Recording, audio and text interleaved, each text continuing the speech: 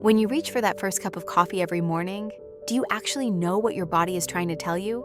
Yes, it feels like a ritual. It feels like comfort. It feels like the thing that makes the day possible. But behind that craving, there's something most people completely miss. Something that has nothing to do with caffeine and everything to do with what's happening inside your body while you sleep. It's one of the most misunderstood signals your body sends you. And if you keep responding to it the wrong way, which most people do, you could be covering up a message your body has been sending you for years. Let's start with what that morning craving really means. Here's a question most people never ask. Why does coffee feel so necessary? The common answer is simple. You're tired. Caffeine wakes you up. Problem solved. But here's what's actually happening. Caffeine doesn't create energy. It blocks adenosine, a chemical your brain produces while you're awake that gradually makes you feel sleepy. When you sleep, adenosine clears. You wake up refreshed. That's how it's supposed to work. So if you wake up and immediately feel like you need coffee, before the day has even started, it means the adenosine didn't fully clear overnight. Your sleep didn't do its job. Think about that for a second. You're not reaching for coffee because you need a boost. You're reaching for it because your sleep left you in a deficit. The craving is the symptom. Disrupted sleep is the cause. And here's what makes this even more significant. Most people never investigate the sleep. They just keep drinking more coffee, masking the signal, and wondering why they're exhausted by 2 p.m. every single day. By the way, if you ever notice you need more coffee over time to feel the same effect, don't brush that off. We'll come back to what that pattern really means at the end. And it's something most people wish they'd understood earlier. A 2014 study from Johns Hopkins University found that the boost most regular coffee drinkers feel in the morning isn't actually an enhancement of baseline function. It's a reversal of caffeine withdrawal. Read that again. Researchers who study caffeine dependence call this the net zero effect. Regular drinkers don't feel better than non-drinkers after their morning coffee. They feel normal. The coffee brings them back to baseline, not above it. What this means for you personally is this.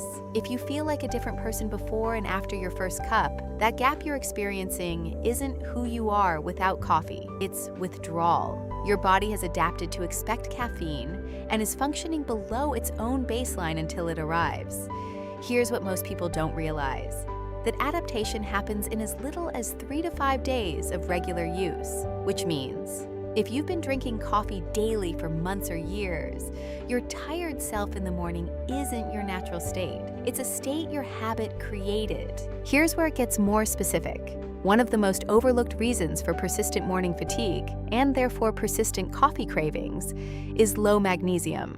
Magnesium is involved in over 300 enzymatic reactions in the body, including the regulation of deep sleep stages. And studies on mineral deficiency consistently show that low magnesium directly reduces slow-wave sleep, the deepest, most restorative phase, even when total sleep time looks normal on paper. Here's what's actually happening when you're low in magnesium. Your nervous system stays in a subtly elevated state of alertness through the night. You technically sleep, but you don't fully recover. You wake up feeling like the night was shorter than it was. And here's the part that matters. Coffee depletes magnesium. Caffeine increases urinary excretion of magnesium. So the more coffee you drink to compensate for poor sleep, the more you deplete the mineral that was helping you sleep in the first place. Think about that cycle for a second. Your body isn't craving caffeine, it's craving restoration. And the thing you're using to manage it is quietly making the underlying problem worse.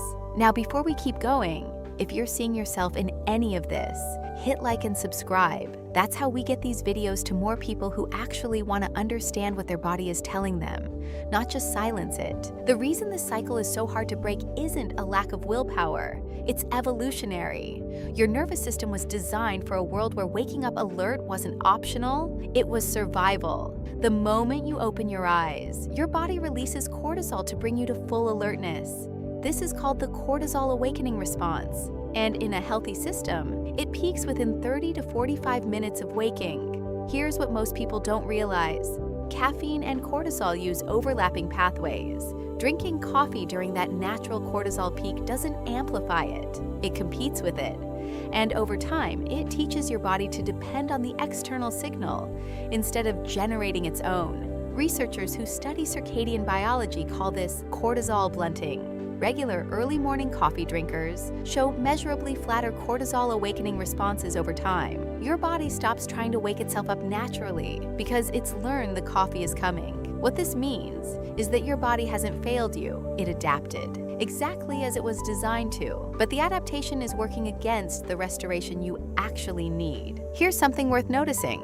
Some people drink 1 cup of coffee in the morning, feel fine, and don't think about it again. Others can't function without 2 or 3 cups, crash in the afternoon, and still feel tired by evening. The difference usually isn't tolerance, it's sleep architecture. People who enter deep sleep regularly, who get sufficient slow wave and REM sleep, wake up with their adenosine cleared and their cortisol response intact. Coffee for them is genuinely optional, enjoyable, but not necessary. If coffee feels necessary to you, your body is drawing a clear line. It's telling you the recovery isn't happening at the level it needs to. And that distinction, optional versus necessary, is one of the most honest signals your body can give you. Remember earlier when I mentioned that needing more coffee over time is something worth paying attention to? This is what I was talking about. When your tolerance builds, when 2 cups becomes 3, when morning becomes afternoon, when skipping 1 day leaves you with a headache, your body isn't getting stronger, it's getting louder.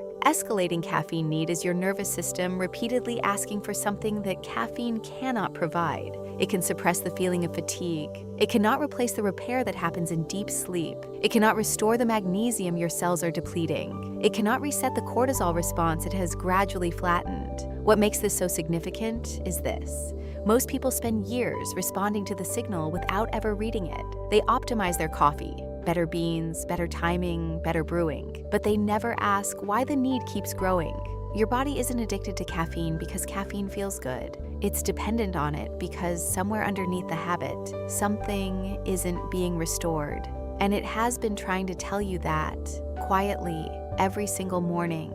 So when you reach for that first cup, before you've even fully opened your eyes, your body isn't asking for a ritual. It isn't asking for comfort. It's asking for rest it didn't get, for a mineral it may be running low on, for a recovery cycle that got interrupted somewhere along the way. That's not a caffeine habit. That's your body sending the same message every morning, hoping this time you'll actually listen. The craving was never about the coffee. It was about what's missing beneath it. And that cup you reach for every morning, it was never just a habit, it was a signal, and now you know what it's actually saying.